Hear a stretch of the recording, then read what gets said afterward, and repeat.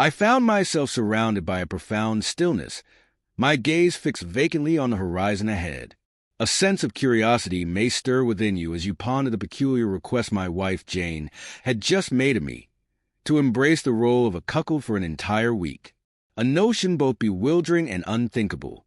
My name is John, and though I was certain of my initial response, I couldn't help but wish Jane was merely jesting. A brief pause was necessary, a fleeting moment to gather my thoughts and steady my racing heart before I could find the words to reply. It's a curious thing, the reputation I carry, a fool, they say.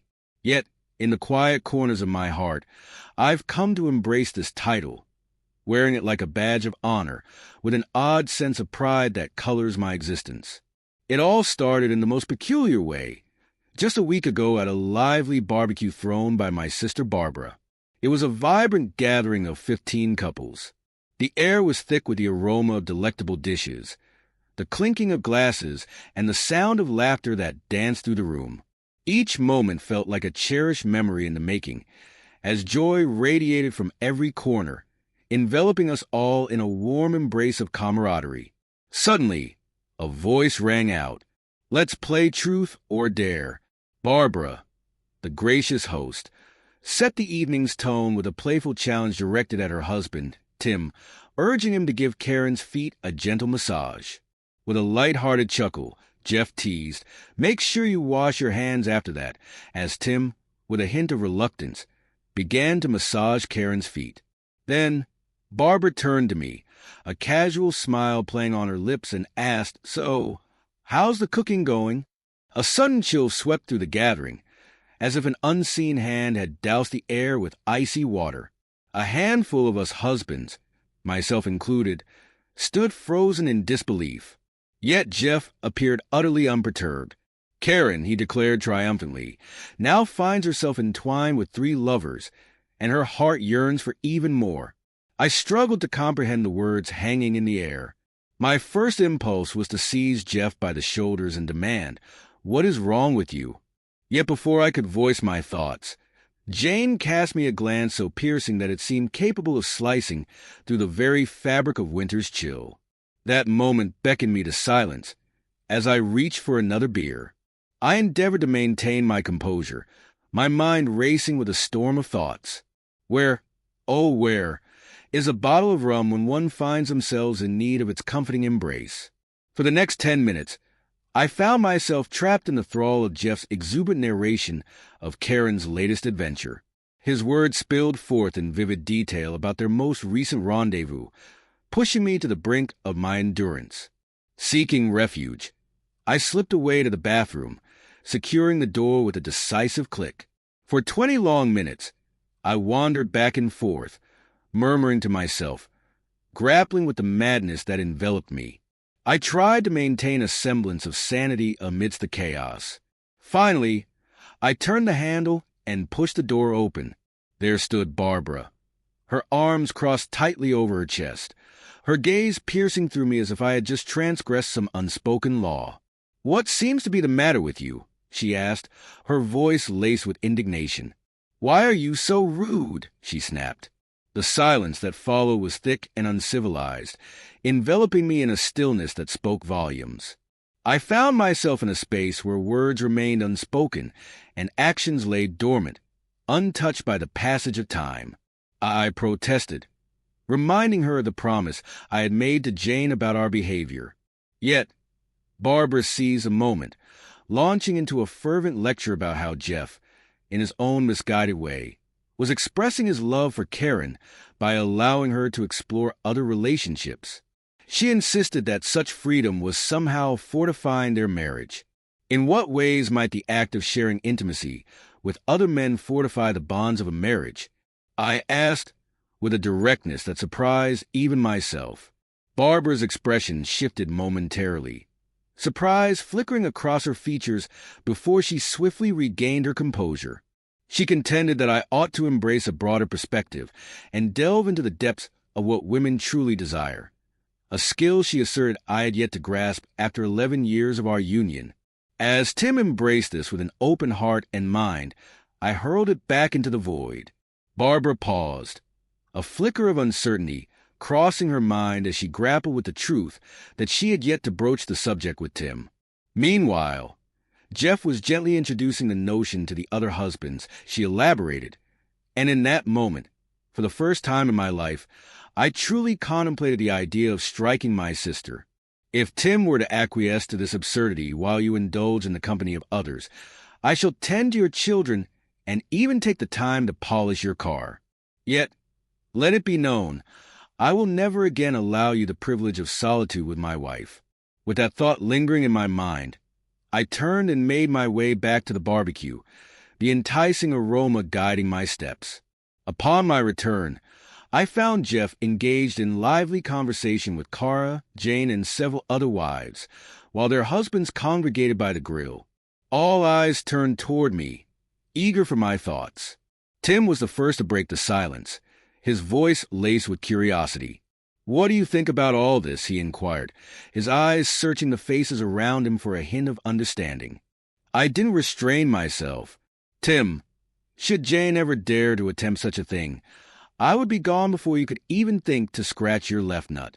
Jeff's interests are his own, a realm I have no desire to enter. They hold no appeal for me." In the aftermath of my emotional eruption, Jane approached me with a calm demeanor, gently suggesting that it was time for us to depart. As the car glided along the winding road, the minutes stretched into a tapestry of thoughts. Jane, with a fervor that ignited the air between us, began to weave an argument. One must not cast judgment upon a way of life until one has dared to step into its shoes, she proclaimed. I found myself at a crossroads, torn between the urge to confront the matter head-on or to let it linger in the shadows for a time. Yet, in my folly, I opted for silence, letting the moment slip away like sand through my fingers. Throughout the journey, Jane's words flowed incessantly, each syllable a testament to her infatuation with Jeff. At one moment, the urge to exclaim, "If your affection for Jeff runs so deep, why not make him your husband?" surged within me. As we stepped through the threshold of our home, Jane's gentle hand found its way to my leg, and in that moment, a wave of tranquility washed over me. At last, a reprieve from the chaos of the world outside. That night unfolded like a dream, and the following 7 days blossomed into something even more extraordinary. Jane's warmth enveloped me like a soft blanket, her touch igniting a spark between us that flared twice daily. Yet, as the 8th day dawned, the veil lifted, revealing the true intentions that lay beneath her tender exterior. "John, can we discuss something without you losing your temper?" she inquired, her voice steady yet laced with an undercurrent of tension. Then, with a breath that seemed to still the air around us, she unleashed a revelation. "Would you consider being a cuckold for a week?" I remarked, my voice laced with warmth. "Darling, after the week you bestowed upon me, we can delve into any subject that stirs your heart. I vow to lend you my ear." Though a tremor of anxiety flickered across her features, she began with the familiar cadence of her customary introduction. "John, you are aware of the depths of my affection for you, aren't you?" she began. "With each passing day, my affection for you deepens. Yet, I sense a yearning for a spark of adventure to enliven our bond." In that moment, my inner devil stirred restlessly, conjuring a myriad of sarcastic retorts. Yet before I could utter a single syllable, Jane interjected, silencing my thoughts. "John, hold your tongue until I completed my thoughts. You never grant me the chance to share my perspective before you dismiss me entirely." "Indeed, my dear, you are entirely correct," I responded. "Please continue with your thoughts.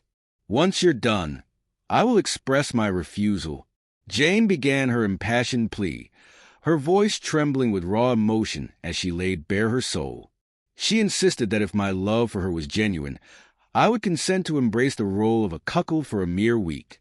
She gazed at me, her large, imploring eyes shimmering with unspoken emotions, while her lips curled into a delicate pout, a sorrowful expression that could melt even the most unyielding of hearts.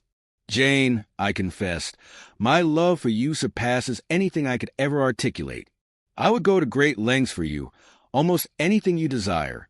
My heart beats with a fervent desire to see you smile, to share the passage of time by your side, and to nurture a family born of our love. Yet in this moment, my response echoes with a firm and unwavering refusal. If you dare to pose such a question again, I promise you I will set this house ablaze and seek refuge in the distant embrace of Canada. Should you desire a cuckold, seek out a bird for yourself. I seized my keys and stepped into the world beyond the threshold. I found myself drawn to my cherished haunt, Angels, with a familiar ambience wrapped around me like a comforting embrace. As I settled onto a stool at the counter, I glanced over at the bartender, Kevin, and with a casual air, I called out, "My man, start a tab for me. I like a beer and a Long Island iced tea, please." The drinks continued to flow as I lingered there, submerging my exasperation in the depths of alcohol. Who should make their entrance but Jeff and Tim? They settled onto the stools flanking me, their gazes piercing and accusatory, as if I had just delivered a grave insult to their very kin. Jeff shattered the stillness that enveloped them. "John, what troubles you so? You came perilously close to sabotaging the barbecue we had meticulously planned for weeks on end." I must have appeared utterly perplexed, for Tim gently placed his hand on my shoulder and said, "Just hear us out." They revealed the clandestine recordings of Karen's escapades with her lovers. Jeff disclosed that it was not an unusual fetish. Rather, it formed a crucial element of a legal strategy aimed at mitigating his losses in the impending divorce. He recounted the tale, revealing how Karen had sought to draw him into a threesome, a venture that ultimately unraveled in the heart of Texas. Jeff articulated the enduring significance of infidelity. "My attorney advised me to go along with the charade," he said, "to meticulously collect every shred of evidence within my grasp." With a slow shake of my head, I inquired, "Why should I offer her anything, considering all that she has inflicted upon you?" Jeff's lips curled into a faint smile as he took a sip of his beer.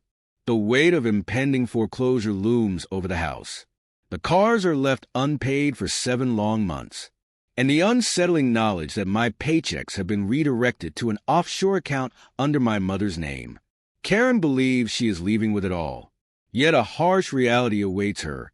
By the time I stumbled through the door at 3 a.m., or more precisely, fell into Jane's beloved flower bed, the truth would begin to unravel. In the quiet corners of my mind, I had come to embrace the sheer absurdity of existence. Jane discovered me dozing amidst her blooming roses, and with a mischievous glint in her eye, she roused me from my slumber by pouring a bucket of water over my head. Following a fiery confrontation regarding my nocturnal adventure, she unleashed yet another revelation that left me reeling. Karen found herself thrust into a whirlwind of uncertainty, the divorce papers clutched tightly in her trembling hands. With nowhere to turn and a desperate need for refuge, her heart urged her to seek a place to call home once more. Could she take advantage of the spare room?